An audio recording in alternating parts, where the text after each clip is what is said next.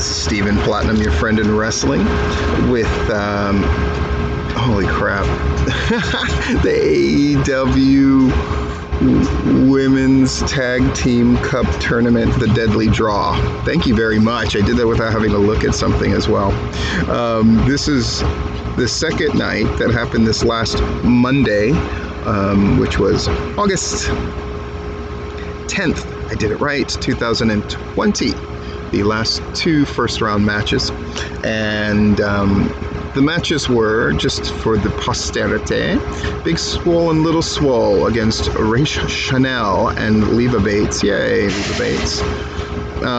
And the other match was Rachel Ellering and Dasha, who's up to now had been a ring announcer, against Ivelisse and Diamante.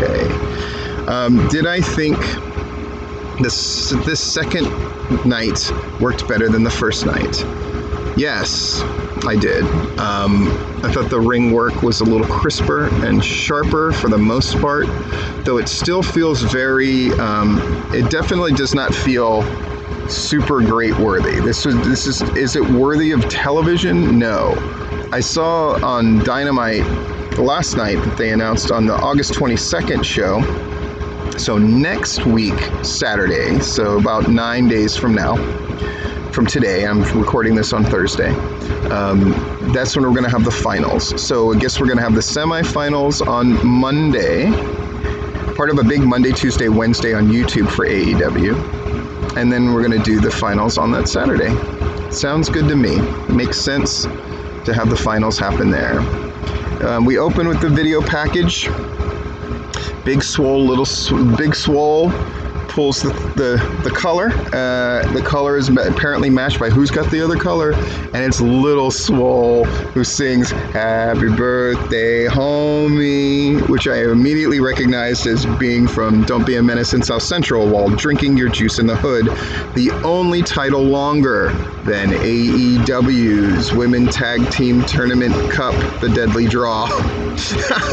And Lil Swole, I appreciate you for making a "Don't Be a Menace in South Central" while drinking your juice in the hood reference. I pop right away. It puts me at ease. I feel like this show is made just for me, and it is confirmed when Leva Bates is there, because I love Leva, and she draws, and she's got Rachel Chanel, who does her entrance. They come to the ring first, and then Leva Bates doing her thing, the shh thing. It is what it is. By the way, Vita Scott and Tony Schiavone, who are commentators, who are doing a great job. Vita Scott was much more comfortable tonight.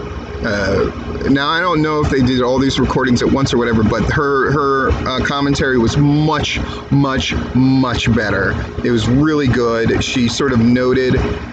She talks about relevant shit, man. And so she talked about how Leva Bates has been more and more physically involved in the Initiative's matches, and how she and Leva are friends, and Leva has confided in her that she wants to have more matches and be more physically involved, and now she's getting her chance. Really fucking great.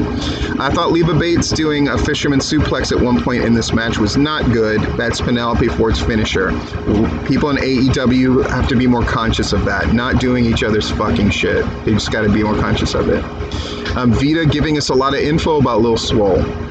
Lil Swole was the breakout star in this fucking thing, man. She probably got herself a deal based off of this, because her series of submissions were amazing.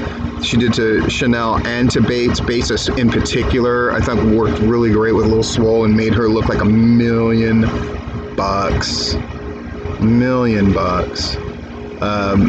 Lil Swole's kicks were freaking brutal. This match really worked for what it was. I think Chanel does a great job. She's a great person to have on like the AEW Dark level to put the other girls over. And she just tirelessly works that gimmick, and she hits her stuff clean, man.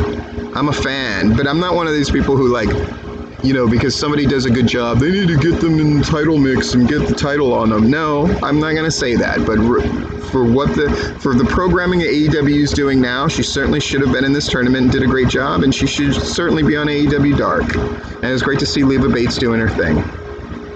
Big Swole and Lil Swole, though, that double team move, brutal.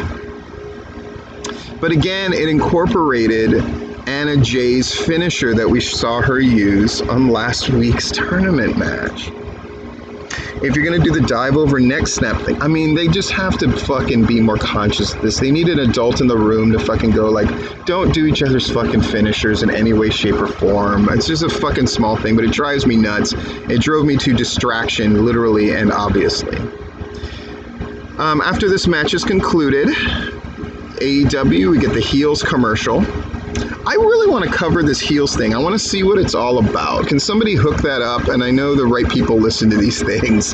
Can somebody hook that up? I want to get in there and write a review and do a video about, I got to do AEW heels so you don't have to, and really let people know what the deal is. I think people are curious, but I think people see $50 and just go, fuck no. I want to see what it's about. Can somebody hook that up for me? Can somebody hook that up for me? Cool.